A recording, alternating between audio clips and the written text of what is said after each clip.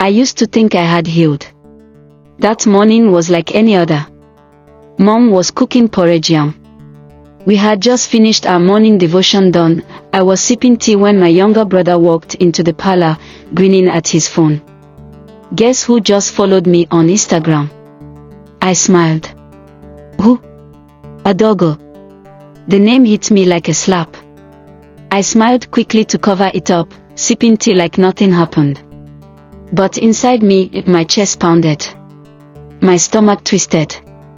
That name still held weight. Adogo wasn't just my cousin. She was like a big sister. The one I ran to when mommy shouted.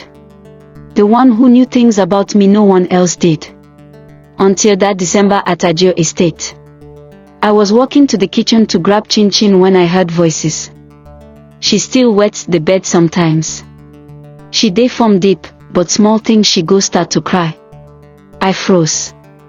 That was my voice. My secrets. And it was Adogo sharing them, laughing with our cousins. I stood behind the wall, in shocked. Mocked. I didn't confront her. I just stopped talking. I built walls. And acted like it didn't hurt. At weddings, I smiled at her. At family meetings, I greeted her normally.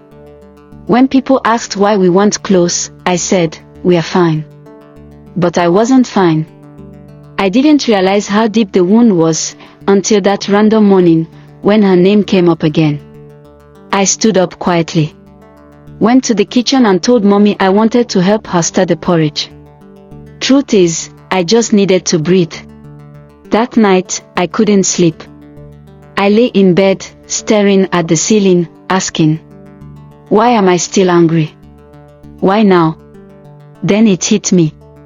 I buried the pain. But I never healed it. It wasn't just Adogo. It was my whole family. No one asked why I went quiet.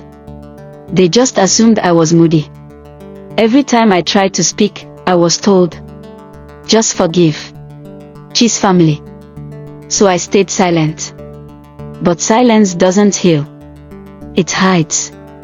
A week later, I called mommy. I didn't shout or cry.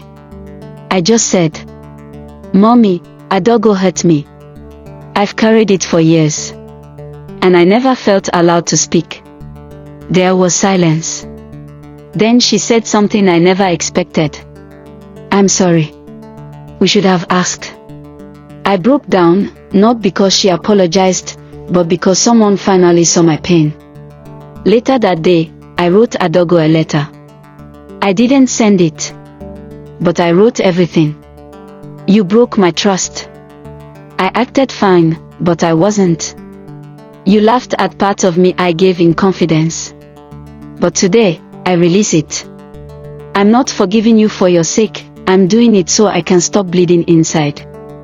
That letter healed something. Sometimes healing isn't loud. I don't know if I'll ever be close to Adogo again. But I no longer freeze when I hear her name. I no longer lie to myself that everything was fine. Subscribe for more real life stories.